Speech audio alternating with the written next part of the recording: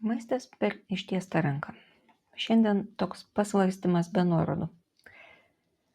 Kiekvienas žmogus valgo tai, ką pasiekia. Tiesiogiai arba kiek netiesiogiai. Ant stalo palikta nesuvalgyta vakarienė kažkaip susivalgo vaikštant aplink ją. Nepaisant ilgų pasiruošimų ir nuostatų treniruočių, į lėkštę, o po to ir į skrandį nukeliauja beveik viskas, kas išdėliota ant gimtadienio ar kalėdinių vaišių stalo.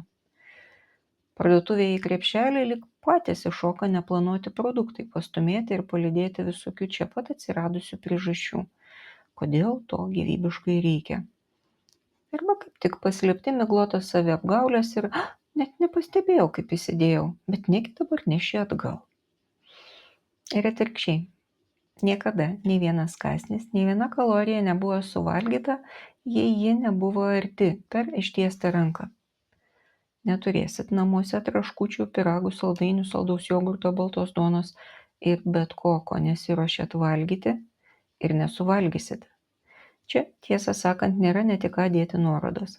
Taip, maisto pasiekiamumas arba angliškai food accessibility yra mokslo tyrimų objektas ir pasiekiamas maistas yra iš esmės visada ir suvalgomas maistas. Ir dar. Nė vienas vaikas negimė žinodamas, kas yra saldainis ir trokšdamas jo visą savo vaikišką sielą. Visada yra pirmas saldainis ir geroji teta ar dėdė ar dar kažkas, kurie jį duoda ir atveria Pandoros skrynią, žinojimą apie saldainį ir tikslą gauti dar vieną.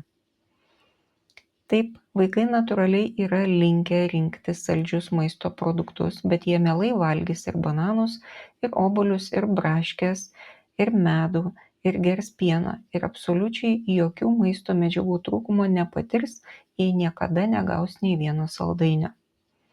Vaikai nepatirs ir emocinio trūkumo ir skriaudos. Frazė "kaip dabar vaikui neduosi saldainių" yra jokia priežastis tai daryti. Nes nėra jokios geros priežasties vaikui duoti saldainį. Yra tik duodančio džiaugsmas matyti apsidžiaugusį vaiką. Tuo pat metu negalvojant, kad, tiesą sakant, džiaugsmas yra tokios pat prigimties, kaip nuo šlakelio kokaino. Bet kaip dabar vaikui duosiu kokainą?